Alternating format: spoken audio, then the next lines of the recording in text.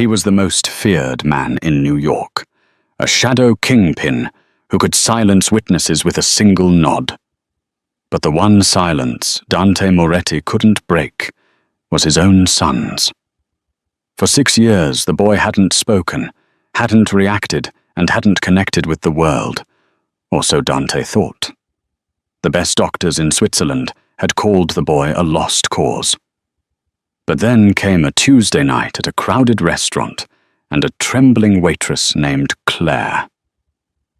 Risking a bullet to the head for interrupting the Don, she didn't bring him wine. She pulled a strange, battered object from her apron. What happened next didn't just silence the room. It brought the mafia lord to his knees and changed the underworld forever. The rain battered against the heavy glass windows of L'Orologio, Manhattan's most exclusive Italian restaurant, blurring the city lights into streaks of gold and charcoal. Inside, the air smelled of truffle oil, aged mahogany, and fear. Claire Dawson adjusted her apron, her hands trembling slightly as she tucked a stray lock of brown hair behind her ear. She had been working at L'Orologio for only 3 weeks, just long enough to know that when the manager, Mr. Bianchi, started sweating through his suit, trouble was walking through the door. "Claire," Mr. Bianchi hissed, grabbing her elbow a little too tightly near the kitchen pass. "Table 1, you're on it tonight." Claire's stomach dropped. Table 1 wasn't just a table. It was a territory. It was permanently reserved for Dante Moretti, the head of the Moretti crime family. The papers called him the Roman Wolf. He was a man who owned half the ports in New Jersey and half the judges in New York. Rumor had it he had once broken a sommelier's fingers for spilling a drop of Barolo on his cuff. "I thought Marcus was serving table 1, Claire whispered, glancing at the senior waiter, who was currently hiding in the wine cellar, pretending to organize inventory. "Marcus is indisposed," Bianchi said, wiping his forehead with a handkerchief. "You're the only one left. Just pour the water, take the order, and for the love of God, do not look him in the eye for longer than a second. And the boy, just ignore the boy." Claire frowned. "The boy, his son, he brings him sometimes. The kid is defective. Just stay away from him." Before Claire could ask what defective meant, the heavy oak doors at the front of the restaurant swung open. The ambient chatter of the restaurant, usually a dull roar of deal-making and gossip, was severed instantly. It was as if someone had sucked the oxygen out of the room. Dante Moretti walked in. He was taller than he looked in the paparazzi photos, wearing a charcoal suit that probably cost more than Claire's entire year of rent. His face was hard angles and cold composure, his eyes dark and scanning the room for threats. Flanking him were 2 bodyguards, massive men, whose suits strained against their shoulders. But Claire's eyes were drawn to the small figure trailing behind Dante's long strides. It was a boy no older than 6. He wore a miniature version of his father's suit, but it looked uncomfortable on him. His dark hair was combed severely to the side, and his eyes, wide, dark, and incredibly expressive, darted around the room frantically. He wasn't walking with the confident stride of a mafia prince. He was stumbling, his hands clamped over his ears, as if the silence of the room was actually a deafening scream. Dante reached the table and sat down, not waiting for the maitre d' to pull out his chair. The bodyguards took up positions by the entrance and the kitchen door. The boy, Leo, hesitated. "Sit," Dante said. His voice wasn't loud, but it carried a weight that made the silverware rattle. The boy didn't move. He was staring at the crystal chandelier above, mesmerized by the way the light fractured through the glass. "Leonardo," Dante said, sharper this time. He snapped his fingers near the boy's face. The boy flinched, startled, and scrambled into his chair. He looked down at the tablecloth, his small fingers picking nervously at the hem of his napkin. Claire took a deep breath, grabbed the water pitcher, and walked toward the lion's den. Just pour the water. Don't look him in the eye." She approached the table, her heart hammering against her ribs like a trapped bird. "Good evening, sir," she said, her voice steadier than she felt. "Sparkling or still?" Dante didn't look up from the menu. "Still. No ice." Claire poured the water into his glass with surgical precision. She moved to the boy's side. As she poured water into his glass, Leo didn't look at the water. He was looking at the bottom of the glass, watching the vibrations of the liquid as it hit the crystal. He reached out and touched the base of the glass, feeling the hum of the pour. "Stop that!" Dante snapped at his son. Leo didn't react. He kept his finger on the glass, his head tilted, feeling the resonance. Dante reached out and gripped the boy's wrist, pulling it away. "I said, stop. Act like a Moretti, not a—" He trailed off, the insult hanging in the air, heavy and cruel. Claire froze. She knew that look in the boy's eyes. It wasn't defiance. It wasn't stupidity. It was isolation. "He likes the vibration," Claire said. The words slipped out before she could stop them. Dante's head snapped up. His eyes, cold as slate, locked onto hers. The restaurant seemed to tilt on its axis. Mr. Bianchi, watching from the corner, looked like he was about to faint. "Excuse me," Dante asked, his voice lethally quiet. "The water, sir." Claire stammered, gripping the pitcher so hard her knuckles turned white. "When it hits the glass, it creates a resonance. He can feel it in his fingertips. It's soothing." Dante stared at her for a long, agonizing moment. "He's not soothing himself. He's being absent-minded. My son was born deaf, Signorina. He hears nothing. He understands nothing. He lives in a world of silence because he is broken. Do not presume to tell me what he feels." Claire felt a flash of heat rise up her neck, not fear, but anger. She looked at Leo. The boy had retreated into himself. His shoulders hunched, his eyes glazed over. He wasn't broken. She could see the intelligence burning behind those dark eyes, trapped behind a wall of silence that his father refused to learn how to climb. "My apologies, sir," Claire murmured. She finished pouring and retreated to the safety of the kitchen. "You have a death wish," Bianchi hissed at her as she pushed through the swing doors. "I told you to ignore the boy. Dante Moretti has spent millions on specialists. If he says the boy is broken, the boy is broken. You're just a waitress, Claire. Do not play doctor with the mafia." Claire leaned against the stainless steel counter, closing her eyes. She wasn't just a waitress. Not really. But in New York, nobody cared about who you used to be in Ohio, or the degree you had to abandon when your mother got sick and the debts piled up. "I'm taking their order," Claire said, pushing off the counter. "Send Marcus," Bianchi begged. "Marcus is hiding in the Chardonnay crate," Claire said. "I'm going back out." By the time the appetizers arrived, the tension at table 1 was thick enough to choke on.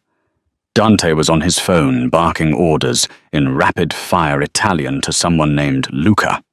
Leo was left alone with a plate of calamari he hadn't touched. The restaurant had filled up, and the noise level had risen. For a hearing person, it was a low hum. But for Leo, Claire realized it must have been a chaotic storm of sensory input he couldn't filter. The vibration of footsteps on the wooden floor, the clinking of silverware, the heavy bass of the jazz music playing over the speakers. He could feel all of it thumping against his body, but he had no context for it. Claire watched from the service station. She saw Leo starting to rock back and forth in his chair. It was a subtle movement at first, rhythmic and soothing. Dante hung up the phone and saw the rocking. He slammed his hand on the table. The silverware jumped. "Leonardo, enough!" Dante shouted. The restaurant went quiet again. People stared. Leo didn't hear the shout, but he saw the anger in his father's face and felt the violent slam on the table. The boy panicked. He didn't know why his father was angry. He had just been trying to calm the noise in his body. Leo stood up on his chair, letting out a guttural, high-pitched cry, the sound of a deaf child who cannot self-regulate the volume of his own voice. It was a sound of pure frustration. "Sit down." Dante stood up, his face flushing with embarrassment and rage. He grabbed Leo's arm. Leo yanked back, knocking over his water glass. The crystal shattered on the floor. The sound of breaking glass was the final straw.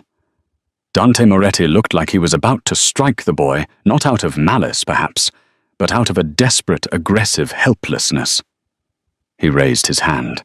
"Don't you dare!" The shout didn't come from a bodyguard. It came from Claire. She rushed across the dining room, ignoring the gasps of the other patrons. She stepped right between the Mafia Don and his son. Dante froze, his hand raised. He looked at Claire as if she were an alien species.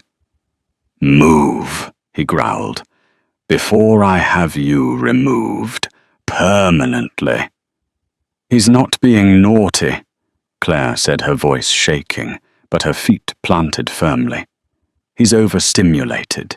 He can't hear the music, but he can feel the bass in the floorboards, and it's scaring him. Look at him." Dante looked at his son.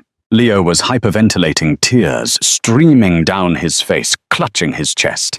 "He's defective," Dante spat, though his voice wavered slightly. "He needs discipline." "He needs to know you're there," Claire snapped. She turned her back on the most dangerous man in New York and knelt down in front of the sobbing boy. She didn't try to hug him or restrain him. She reached into the front pocket of her apron. Every bodyguard in the room, tensed hands going to the holsters inside their jackets. Bianchi shrieked from the back. "Claire, no." If she pulled out a weapon, she would be dead before she hit the floor. But Claire didn't pull out a gun. She pulled out a small velvet drawstring pouch. She opened it quickly and removed a strange silver object. It looked like a two-pronged fork made of heavy surgical steel. A tuning fork, specifically a weighted medical-grade tuning fork used for bone conduction testing. Dante watched, confused, his hand hovering near his jacket. "What is that?" Claire ignored him. She struck the tuning fork hard against the heel of her boot. The metal prongs blurred with vibration. She held the base of the fork up. Leo, tears in his eyes, flinched away. But Claire gently, slowly pressed the stem of the vibrating fork against the boy's collarbone. The effect was instantaneous. Leo gasped. His eyes went wide. He stopped crying immediately. The strong, pure frequency vibrated through his bones, bypassing his damaged ears and resonating directly in his inner ear. For a boy living in a world of muffled chaos, this was a clear, singular, beautiful sensation. A pure note. Claire struck it again and placed it on his elbow. Leo laughed. It was a rusty, unused sound, but it was a laugh. He reached out with trembling fingers and touched the fork. Claire smiled, tears pricking her own eyes. She struck the fork again, and this time she placed the stem against the wooden table. She gestured for Leo to put his hand on the wood. Leo placed his small palm flat on the table. He felt the hum. He looked up at Claire, his eyes shining with an intelligence that had been locked away for 6 years. He tapped the table, then tapped his chest. "I feel it." Claire lifted her hands. She didn't use standard American sign language. She used a modified tactile signal. She touched her chin, then moved her hand toward him. "Thank you." Leo clumsily mimicked the motion. The silence in the restaurant was total, but this time it wasn't a fearful silence. It was a stunned reverence. Claire stood up slowly and turned to face Dante. The Mafia Don was pale, all the color drained from his face. He was staring at his son, who was now calmly tracing the patterns of the wood grain waiting for the next vibration. "He's not broken, Mr. Moretti," Claire said softly. "He just has a different way of touching the world. You've been trying to force sound into his ears. You should have been putting it in his hands." Dante looked from the boy to the cheap silver fork in Claire's hand. He looked at Claire, really looked at her for the first time. He didn't see a waitress anymore. "Who are you?" Dante whispered. "I'm just the waitress," Claire said, putting the tuning fork back in her pouch. "And I think table 1 needs a new glass of water." She turned to walk away, but she didn't get it far. "Wait." Dante's voice wasn't a bark this time. It was a plea. "My son." Dante swallowed hard, his mask of cruelty slipping to reveal a desperate father. He smiled. He hasn't smiled in 2 years. Claire turned back. "He's a bright kid, Mr. Moretti. He's starving for input. He's not ignoring you. He's bored because no one is speaking his language." Dante stepped closer to her, invading her personal space. The scent of expensive cologne and gun oil filled her nose. "And you speak his language. I used to study audiology," Claire said, clutching her tray. Well before life happened. I carry the fork because my little brother was deaf. It used to calm him down when the world got too loud." Dante stared at her for a long time. The gears in his head were turning, calculating, assessing. The danger in the room hadn't vanished, but it had shifted. He reached into his jacket pocket. The bodyguards flinched. Claire held her breath. He pulled out a business card. It was black with nothing but a phone number embossed in gold. "You finish your shift," Dante said. "Then you walk out that door. There will be a car waiting for you." "Sir, I have a job," Claire said, terrified. "I can't just—" "You had a job serving pasta to tourists," Dante interrupted. He glanced back at his son, who was now tapping the table rhythmically, looking peaceful. "Now you have a job saving my son. Don't make me ask twice, Claire." It wasn't a request. It was a summons. As Dante sat back down, picking up the menu with a trembling hand, Claire knew her life as she knew it was over. She had just walked into the lion's den, pulled a thorn from the paw of the cub, and now the lion wasn't going to let her leave. The alley behind l'Orologio smelled of stale rain and garbage, a stark contrast to the truffle oil scent inside. Claire stood by the metal exit door, clutching her purse against her chest as if it were a shield. It was 11:30 p.m. Her shift was over. Mr. Bianchi had practically shoved her out the door, pressing an envelope of cash into her hand, her final wages, and whispering, "Good luck, Claire. Don't look back." He looked at her like she was a ghost, someone already dead. A black SUV sat idling at the curb, its windows tinted so dark they looked like polished obsidian. The engine purred with a low, menacing rumble. As soon as the metal door clicked shut behind her, the back door of the SUV swung open. A man stepped out. It wasn't Dante. It was one of the giants who had guarded the door, a man with a scar running through his left eyebrow and a neck as thick as a tree trunk. "Miss Dawson," the man said. His voice was gravel. "Mr. Moretti is waiting." "I need to go home first," Claire stammered.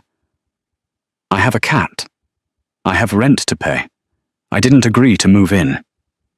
The man didn't blink. "Your rent has been paid for the next year. The cat is being collected by a pet service as we speak, and will be transported to the estate. Get in the car." Claire's blood ran cold. They knew where she lived. In the 2 hours since Dante had left the restaurant, they had found her apartment, paid her landlord, and kidnapped her cat. This wasn't a job offer. It was an acquisition.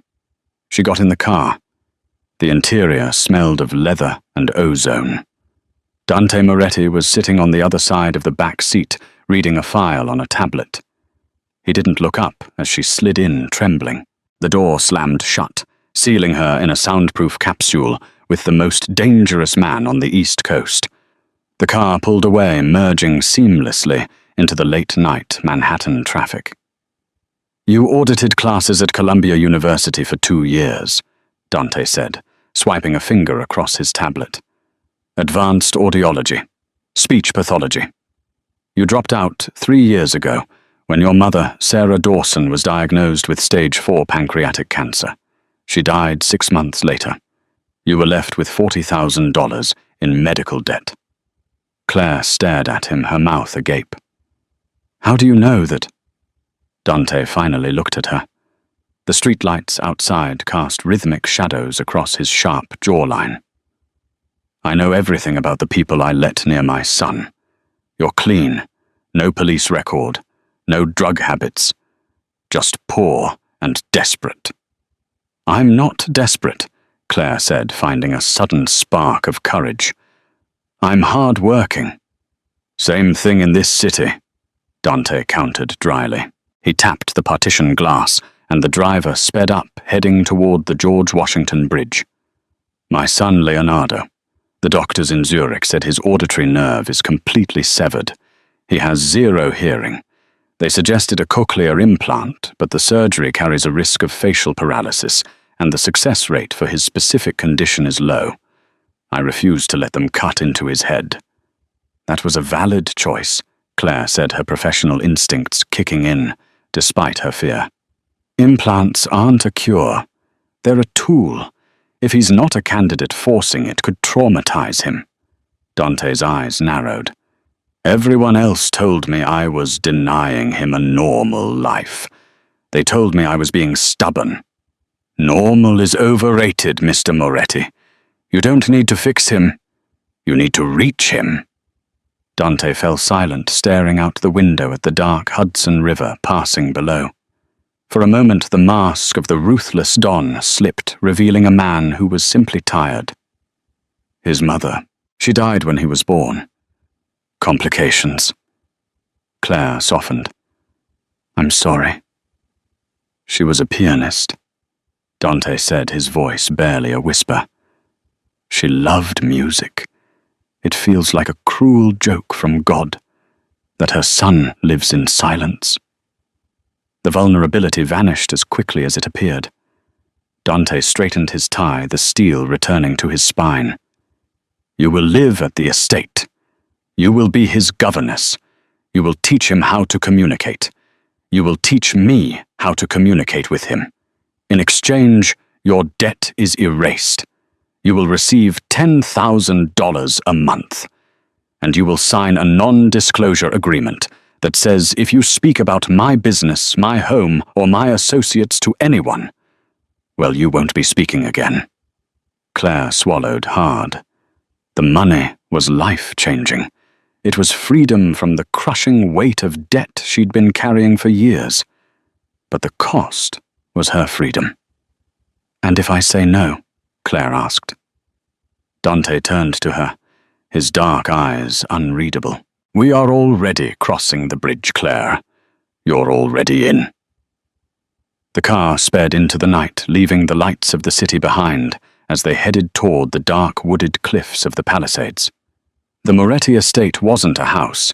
It was a fortress disguised as a mansion. High stone walls topped with iron spikes surrounded the property. Cameras swiveled on every corner. The gates opened with a heavy mechanical groan as the SUV rolled up the long, winding driveway. The house itself was a sprawling Gothic revival structure, all grey stone and pointed arches. It looked beautiful, imposing, and utterly cold. Claire was shown to her room by a housekeeper named Eleanor, a stern woman in her 60s who looked at Claire with a mixture of pity and suspicion. The room was luxurious, king-sized bed silk sheets, a private balcony, but Claire barely noticed. Her mind was on the boy. "Where is he?" Claire asked Elena, as the woman put down a stack of fresh towels. "Master Leonardo is in the nursery." "West Wing," Elena clipped. "The boss said you start tomorrow." "I start now," Claire said. She didn't know where the confidence came from, perhaps from the adrenaline still pumping through her veins. She grabbed her bag, which contained the tuning fork, and walked out of the room. She found the nursery by following the silence. The rest of the house had the subtle sounds of security guards walking, radios crackling and distant phones ringing. But the West Wing was dead quiet. Claire pushed open the heavy oak door. The room was massive. It was filled with the most expensive toys money could buy. An electric train set circled the room. A robotic dinosaur sat in the corner. A high-end television was mounted on the wall playing cartoons. Leo was sitting in the middle of the floor, his back to the door. He was surrounded by a pile of Lego bricks. He wasn't building anything. He was just clicking 2 bricks together over and over again. Click, click, click. He was feeling the snap in his fingers. Claire stepped inside and closed the door. The vibration of the door latching made Leo pause. He didn't turn around, but he stiffened. He knew someone was there. Claire took off her shoes. She wanted to feel the vibrations of the floor just like him. She walked in her socks, stepping heavily. Thump, thump, thump. Leo turned around. His eyes went wide when he saw her. He recognized her. The lady with the magic metal stick.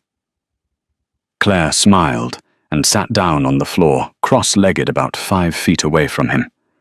She didn't wave. She didn't speak. She waited. Leo watched her warily. He held up a red Lego brick. Claire reached into her pocket. She didn't take out the tuning fork this time. She took out a small rubber balloon she had grabbed from a party supply bag left in the kitchen area of the restaurant before she left. She blew it up, tying it off. She held the balloon out to Leo. He looked confused. Claire placed the balloon on the floor and tapped it with her finger. It bounced. Then she pulled her phone out of her pocket, turned the music volume to maximum, and placed the phone against the balloon. She played a song with heavy bass, some old hip-hop track. She gestured for Leo to touch the balloon. Leo crawled forward, hesitant. He reached out and placed his fingertips on the taut rubber surface of the balloon. His face transformed. The balloon acted as an amplifier for the vibrations. He could feel the beat, the rhythm, the complex patterns of the bass line vibrating against his skin in high definition. It was better than the floor. It was concentrated sound. A smile broke across his face, a genuine toothy grin that lit up the gloomy room. He looked at Claire and laughed a high, breathless sound. Claire tapped her chest. Feel. Leo tapped his chest. Feel. What are you doing? The voice came from the doorway. Claire jumped and Leo flinched, losing contact with the balloon. Dante was standing there. He had discarded his suit jacket and rolled up his white sleeves, revealing forearms corded with muscle and ink. He was holding a glass of amber liquid. He looked exhausted, leaning against the doorframe, as if the weight of his empire was crushing him. I'm showing him music, Claire said, keeping her voice low, though she knew Leo couldn't hear. He can't hear the melody, but he can feel the rhythm. The balloon amplifies the vibration. Dante walked into the room. He looked at his son, who was now hugging the balloon to his chest, closing his eyes and swaying to the beat, vibrating through the rubber. I bought him a Steinway piano, Dante said, gesturing to a covered shape in the corner. I bought him speakers that cost $50,000, and you make him happy with a 10-cent piece of rubber. Money doesn't buy physics, Mr. Moretti, Claire said softly. You've been trying to give him the best, but he just needs the tactile. He needs to touch the sound. Dante walked over and sat down on the floor. It was a jarring sight, the Don of New York sitting on a rug in his socks glass of whiskey in hand. Show me, Dante said. Claire handed the balloon to Dante. Hold it. Close your eyes. Dante hesitated, looking at the balloon like it was a bomb. But he did it. He closed his eyes and held the rubber sphere. Claire turned the volume up on her phone. Dante sat there for a moment, feeling the thrumming beat against his palms. He opened his eyes and looked at Leo. Leo was watching his father with intense curiosity. Slowly, Dante extended the balloon toward his son. Leo reached out. They both held the balloon, the vibration passing between their hands, connecting them through the rhythm. For the first time in 6 years, they were sharing an experience. Leo looked up at Dante's face. He reached out a small hand and touched Dante's beard.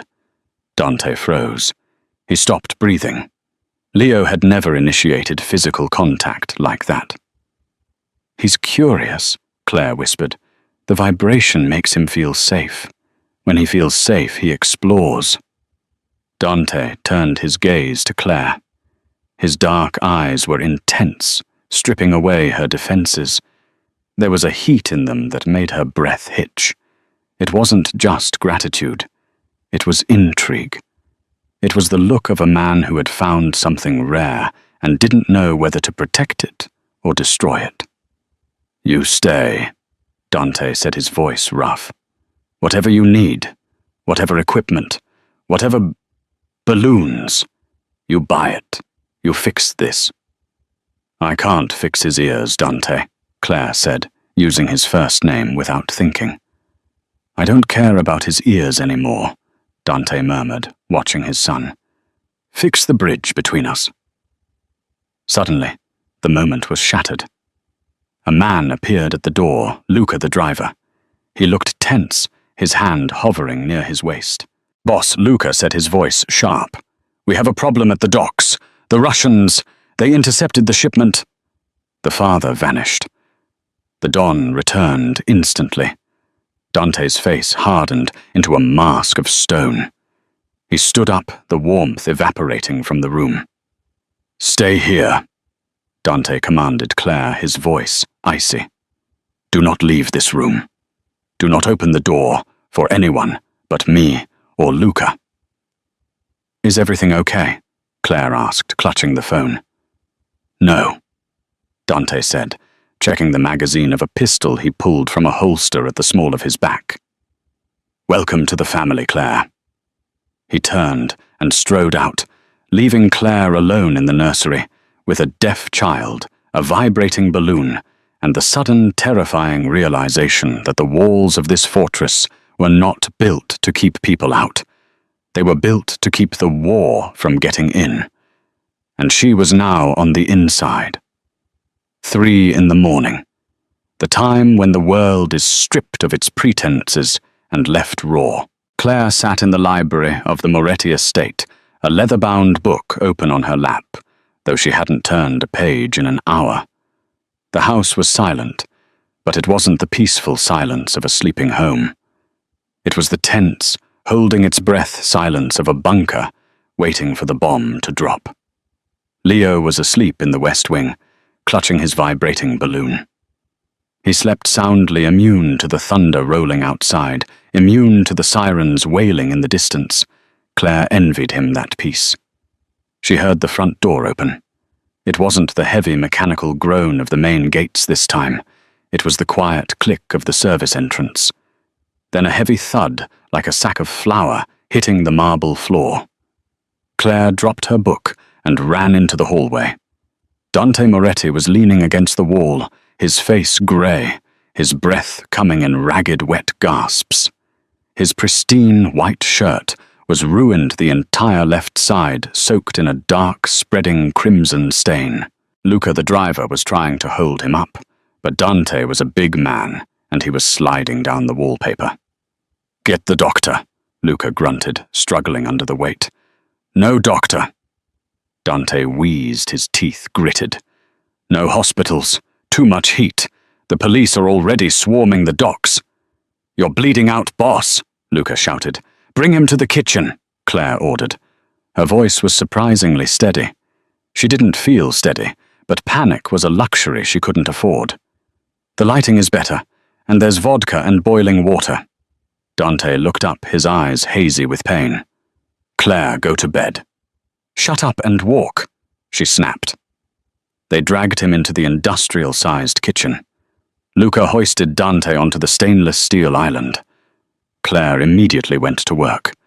She grabbed the shears from the knife block and cut away the ruined shirt. The wound was ugly, a jagged graze across his ribs and a deep puncture in his upper deltoid. A bullet had passed through, missing the bone, but tearing through muscle. It wasn't fatal, but he had lost a lot of blood. "I need a suture kit," Claire said. "Does this fortress have a first aid kit, or just guns?" "Cabinet above the fridge," Luca said, rushing to get it. Claire washed her hands, scrubbing them until they were pink. When Luca returned with a tactical medical kit she took over. "This is going to hurt," she told Dante. Dante looked at her. He was sweating, his hair plastered to his forehead. "I've had worse." "Doesn't mean this won't sting." She poured alcohol over the wound. Dante hissed, his back arching off the table, the muscles in his abdomen contracting violently. He didn't scream, but the sound he made was a guttural growl of agony. Claire didn't flinch. She threaded the needle. For the next 20 minutes, the only sounds in the kitchen were the storm outside and the snip of scissors. Claire stitched him up with the precision she had learned while taking care of her mother's post-surgical wounds. Her hands, usually so gentle when teaching Leo sign language, were firm and efficient. When she tied the final knot and taped the gauze down, Dante slumped back, exhausted. Luca had stepped out to handle security, leaving them alone in the harsh fluorescent light. "You have good hands," Dante murmured, his eyes closed. "I learned from necessity," Claire said, wiping the blood from her fingers with a wet towel. "My mother had drains that needed changing. You learn fast when the person you love is in pain." Dante opened his eyes. They were dark, dilated, and fixed on her. "You think I'm a monster, don't you? Coming home at 3 a.m. with bullet holes in me." "I think you're a man in a dangerous line of work," Claire said diplomatically. She poured him a glass of water. "Drink." He ignored the water. He reached out and grabbed her hand. His grip was weak, but his skin was burning hot. "The Russians, they weren't just stealing cargo. They were mocking me. They said a man who can't raise a son can't run a city." Claire felt a chill run down her spine. "They know about Leo." "Everyone knows," Dante whispered. "In my world, a weakness is a target. They think he makes me soft. They think because he can't hear, he's useless." "He's not useless," Claire said fiercely. "He's brilliant. Yesterday he learned the sign for hungry and play. He organized his blocks by vibrational density. He's smarter than half the men you employ." Dante pulled her hand closer, pressing it against his chest, right over his beating heart. "Make him strong, Claire. Teach him. Because if something happens to me, the wolves will come for him, and they won't show mercy." Claire looked down at the Mafia Don. In this light, stripped of his suit and his bravado, he wasn't a kingpin. He was just a terrified father bleeding on a kitchen table. "I won't let anything happen to him," Claire promised. "And I won't let anything happen to you either. You have to stay alive to see him grow up." Dante looked at her lips. The air in the kitchen shifted. The smell of antiseptic and blood faded, replaced by a sudden electric tension. He pulled her slightly closer. Claire leaned in, her heart hammering against her ribs. "Boss!" Luca burst back into the kitchen, phone in hand. Claire jumped back, her face flushing. Dante groaned, the moment shattered. "What?" Dante barked, pain and irritation lacing his voice. "We found out who gave the Russians the route." Luca said, his face pale. "It wasn't a leak at the docks. It was from the house." Dante sat up, ignoring the pain in his shoulder. His eyes turned into shards of ice. "Who? We don't know yet," Luca said, But the encrypted comms came from inside the estate. Dante looked at Claire, then at the ceiling toward where his son was sleeping. The enemy wasn't just at the gates anymore. The enemy was in the living room. 2 weeks had passed since the shooting. Dante had healed with a supernatural speed, his shoulder stiff but functional. The atmosphere in the house, however, had not healed. It had festered. Security was tripled. Every member of the staff was vetted, re-vetted, and watched. Dante trusted no one, except seemingly Claire. Claire had become the center of Leo's world. The progress was staggering. She had introduced him to American Sign Language ASL, but with a twist she taught him to feel the signs on her hands first, then perform them. They had a vocabulary of 50 words now. "Father," Claire signed, tapping her thumb to her forehead. Leo mimicked her. "Father." "Home," she signed, bringing her fingers together near her chin. "Home." Dante watched from the doorway of the nursery. He hadn't entered yet. He just watched a strange expression on his face, half pride, half sorrow. He felt like an outsider, looking in on a secret society of two. "He's asking for you," Claire said, not turning around. She had learned to sense Dante's presence. The air always seemed to get heavier when he was near. Dante walked in. He keeps signing man. He points at the door." Claire gestured to Leo. Leo saw his father and scrambled up. He ran to Dante, not with the fear he used to have, but with excitement. He grabbed Dante's hand and placed it on his own throat. Then Leo made a low humming sound. He wanted Dante to feel the vibration of his voice. Dante knelt, placing his large, rough hand on the boy's small throat. He felt the hum. A lump formed in Dante's throat. "I promised him an outing," Dante said, looking up at Claire. "He's been locked in this house for months. I secured the botanical gardens in the Bronx, just for an hour. Private access, no public." "Is it safe?" Claire asked, her brow furrowing. "I have 20 men sweeping the perimeter. It's safer than the White House." The Bronx Botanical Gardens were a lush explosion of green and violet, a stark contrast to the grey stone of the Moretti estate. The entire conservatory had been rented out. It was empty save for the Moretti security team, posted at every exit and hidden in the ferns. Leo was in heaven. For a deaf child, the visual stimulation was paradise. He ran from flower to flower, touching the petals, smelling the orchids, his eyes wide with wonder. Dante walked beside Claire, his hands clasped behind his back, his eyes scanning the tree line, never resting. "He looks normal," Dante said softly, "like a normal boy." "He is normal, Dante," Claire corrected him. "He's just louder with his eyes." Dante stopped walking. He turned to Claire. They were standing under the glass dome of the Palm House. "You've changed everything, Claire. You saved him. You might have saved me too."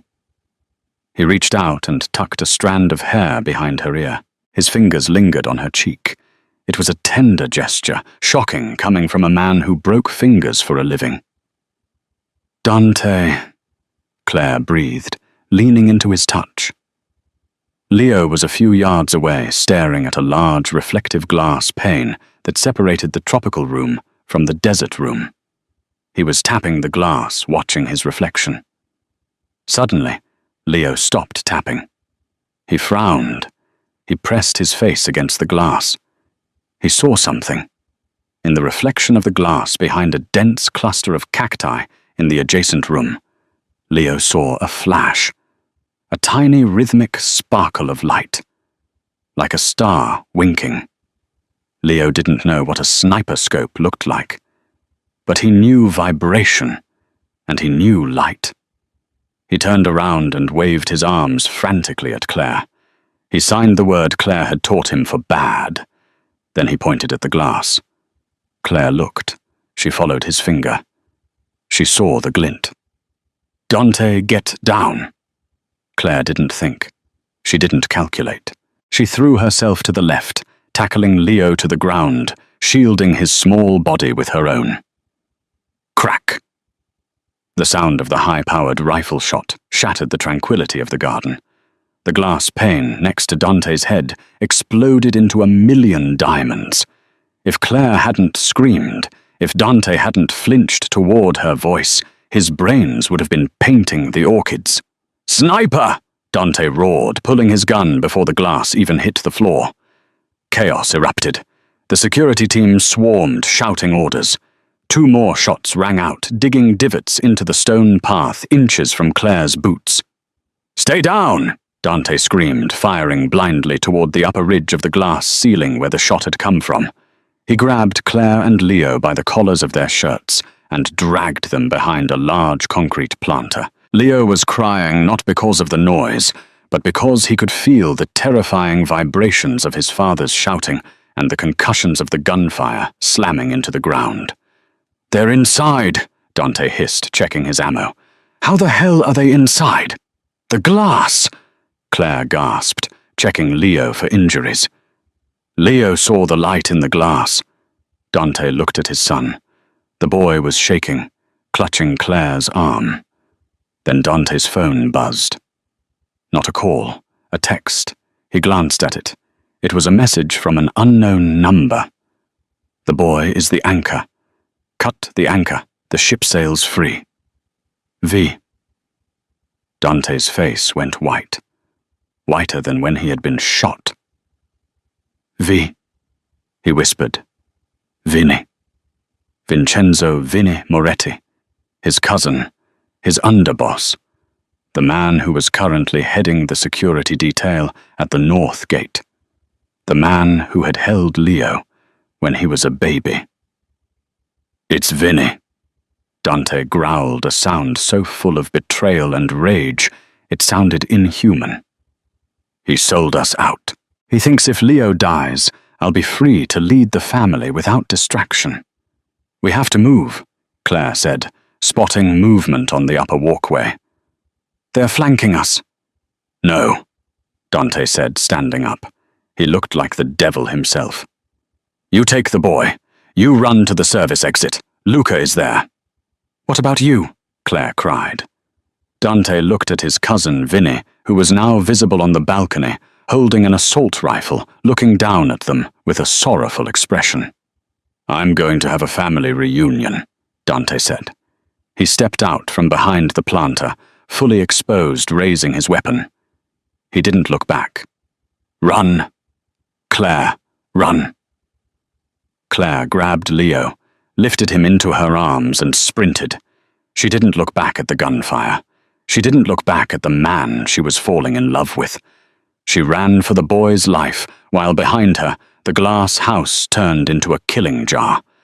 The service exit of the Botanical Gardens was a blur of rain and adrenaline. Claire burst through the metal doors, clutching Leo to her chest, just as Luca's black SUV screeched to the curb. "Get in!" Luca roared, the tires smoking as he floored the accelerator before the door was even fully shut. Claire threw herself into the back seat.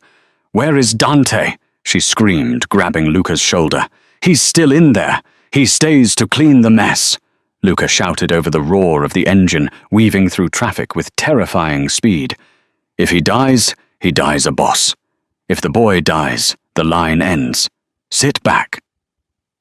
Claire slumped against the leather, pulling Leo close. The boy was trembling violently, unable to hear the sirens wailing behind them, but feeling the terrifying erratic vibration of the speeding car. Desperate Claire reached into her pocket. Her hands shook as she pulled out the tuning fork. She struck it hard against the seatbelt buckle and pressed the stem against Leo's sternum. The pure, steady hum flooded the boy's system, a lifeline in the chaos. Leo's breathing hitched, then slowed. He looked up at Claire, his dark eyes wide. "Dad." He signed a shaky hand, tapping his forehead.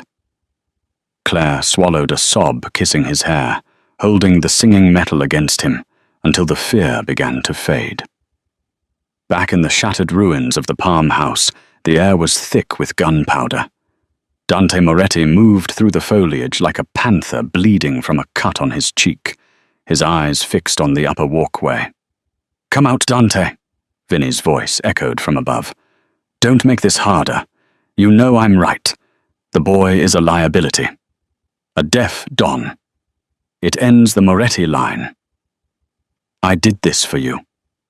Dante crouched behind a fern. "You call it distraction, Vinny," he shouted back. "I call it legacy."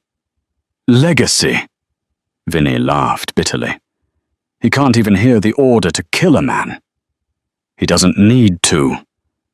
Dante stepped out into the open, his arms spread wide, exposing himself to his cousin's rifle. "Take the shot, Vinny. If you care about the family so much, kill the head and wear the crown." Vinny hesitated, unnerved by Dante's calm. He tightened his finger on the trigger. Click. Vinny froze, staring at his jammed weapon. "You never checked your gear," Dante said, his voice cold and final. "You relied on the noise. You never learned to listen to the silence." Dante raised his pistol. One shot rang out, deafening in the glass enclosure. Vinny crumpled over the railing, falling into the tropical undergrowth. Dante lowered his gun, looked at his cousin one last time, and turned away. He had a family to get to. The safe house was a glass fortress, perched on a cliff overlooking the Atlantic. 4 hours had passed. Claire paced the living room, terrified, while Leo slept on the sofa. Suddenly the front door chimed. Claire spun around, grabbing a heavy brass candlestick. The door opened, and Dante stood there. He was soaked, bruised, and looked like he had walked through hell. But he was alive. "Dante," Claire whispered, dropping the weapon. He crossed the room in 3 strides, pulling her into a crushing embrace. He smelled of rain and iron. "He's gone," Dante murmured into her hair. "It's over." "I thought you weren't coming back," Claire sobbed. Dante pulled back, cupping her face. "I couldn't die. I couldn't leave him. I couldn't leave you. I'm just the governess Dante." "No," he growled softly. "You are the anchor. You're the only one who heard my son when I was deaf to him." He kissed her, a desperate, passionate seal of survival. As they broke apart, a rhythmic thump-thump sounded on the floor. Leo was standing there, stomping his foot. He pointed to Dante, then to Claire. Then he brought his 2 index fingers together and hooked them. "Connect." Dante laughed, a sound of pure relief. He scooped his son up, pulling Claire in with them. "Yes, Leo," he said. "Connected." 6 months later, the grand ballroom of the Plaza Hotel was packed with New York's elite. The 5 families were in attendance, whispering rumors that Dante Moretti was stepping down because of his defective son. Dante stood at the podium looking impeccable. "Many of you ask about the future of the Moretti family," he announced. "You ask about my legacy. I invite you to meet him." Leo walked out. He was 7 now, wearing a tuxedo. He walked confidently to a grand Steinway piano at the center of the stage. The room went silent. A deaf boy playing piano, Leo sat down.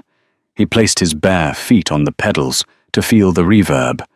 He placed his hands on the keys and closed his eyes. He began to play. It wasn't Mozart. It was raw, percussive, and haunting. Leo slammed the bass keys, feeling the heavy vibrations shake his body, and fluttered the high notes to feel the sharp staccato in his fingertips. He was playing the vibration of the storm, the tuning fork, and his father's heartbeat. The room was spellbound. As Leo struck the final chord, letting the vibration fade, he stood up and turned to the crowd. The room erupted. Men who had killed for money were wiping their tears, giving a standing ovation. Leo couldn't hear the clapping, but he saw the people standing. He felt the floor shaking with their approval. He looked to the side. Claire was there, crying happy tears, signing applause. Dante walked out, his face beaming with ferocious pride. He placed a hand on Leo's shoulder. "The Moretti family does not listen to the noise of the world," Dante declared. "We make our own sound." Dante took Claire's hand on one side and Leo's on the other. The mafia boss, the waitress, and the boy who lived in silence stood united.